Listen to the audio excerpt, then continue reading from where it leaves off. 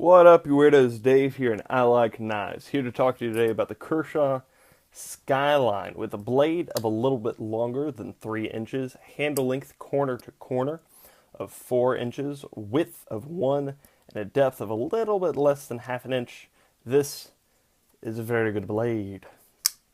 Having specifically a blade of Sandvik steel 14C28N and handle scales of G10, one side of which has a stainless steel liner. I like it. Now, at the end of this, I will be having a little bit of a conversation about this piece, but first, let's get into the specs. What's great is the blade. Nice and long with a high bevel, a little bit of a swedge on the back, very simple design, very simple drop point, a little bit of a belly, and incredibly thin blade stock. This is a fantastic slicer. Great food prep, apple, blah, blah, blah. It just goes straight through it as if it were cutting an index card with its name on it. Does that make it cannibalism? I'm not sure. Throw that all the way to the corner. Also great is the action. Now, that's not entirely fair. Not entirely fair because when I first got this blade, it was incredibly stiff, so I had to take it apart a few times and give it a little looby love. But I got it opening pretty nice, I'd say. So I have it under great, but in truth, decent. There we go. This is a manual folder, so just know that, because I didn't actually realize that until I had gotten it. I thought mine was broken. But it is a manual folder. One of the top 10 lists that I frequently see this on describes the deployment action as needing a little wrist English, which I think is a hilarious way to phrase it, but not incorrect. So there you go. Not as smooth as it could be, not as smooth as some others, but fine. The lock, you can see behind the handle scales right there. Plenty of jimping on the lock bar, so you can get in there and disengage it, and it's great. The thumb studs are done correctly, in part because they're not actual thumb studs, they are blade stops.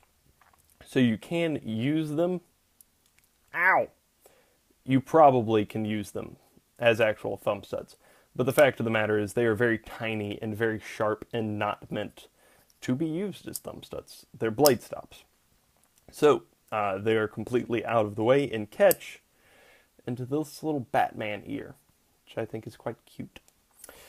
The lines and general design of the blade are very much on point aesthetically.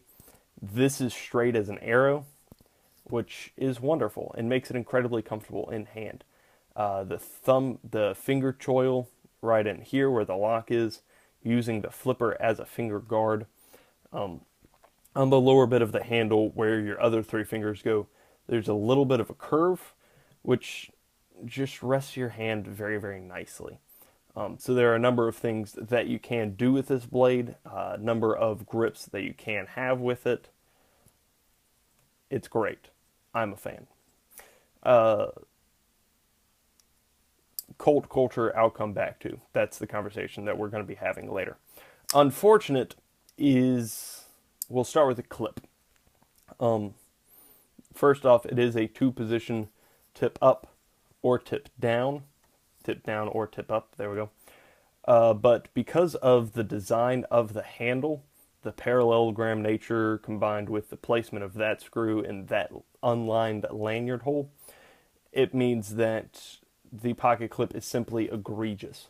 There is a ton of handle sticking out above it, and even a little bit of blade, which is ridiculous. So the clip is not great. If this were turned around and folded in on itself and made into a deeper carry, how fantastic would that be? But alas, it is not, and this makes me sad. Now, my greatest issue with this blade is, in truth, the handle scales itself. This G10 is very, very grippy. It's not grippy. It's very textured and feels kind of like micarta. The problem is that it is a pocket saw. So I've had this for a bit of a while now. And when I first got it, it was months before I could even carry it.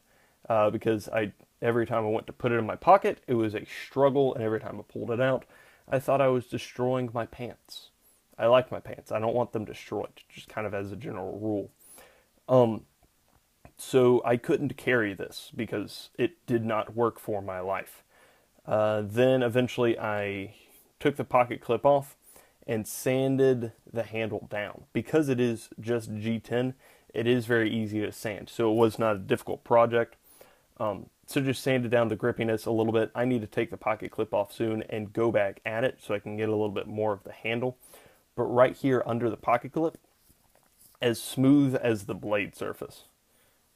All right. So with a little bit of work, oiling the pivot, well, greasing the pivot and sanding down the handle under the pocket clip, I made this into a fairly decent EDC carry. I don't carry it a lot because that makes me a little uncomfortable, but I do carry it. And I am able to carry it because of the work that I've put into it. So, hooray for custom knife modding. Now, the conversation that we're going to have is about knife cult culture. Beside the Kershaw Leak, the Paramilitary 2, and the Benchmade Griptilian, not necessarily in that order, but behind those three, I personally, and the Leatherman wave, just for the heck of it, I would say that this is the premier recommended EDC blade by YouTubers, by different countdown lists. If you Google best EDC folding knife or whatever, what you are going to get is 6 results, all of which have this in the top 3. And that is perfectly fine. But seems very arbitrary to me because of the handle, because of the pocket clip. It just, like, the action's fine, but is better on other models. The lock is fine, but is better on other models. The blade steel is vastly superior to 8CR13 MOV, which most blades in this price category will carry. It is much thinner, making it great for food prep. But why is this one the one that wins out? I don't know. I'm going to be probably at some point doing a top 10 underrated EDC blades, and this will not be in it. It's good. It's fine. Out of 10, I give it a yeah. But, nah. I'm running a bit out of time right now, so we'll go straight into the prices. Kershaw for $80. You can buy it online at Amazon. You can buy it for $41. Blade HQ sells it for $50, and I got this from Walmart for $36. If you can find this for $40 or under, do it. It's great. Put in just a little bit of effort into it, and you've got yourself a solid blade. So if you have questions, comments, or suggestions, let me know down below. And other than that, have a great day. And if you have your own opinions about why this has become the go-to or one of the go-tos for a suggested knife, let me know your thoughts. Let me know your opinions. Have a great day.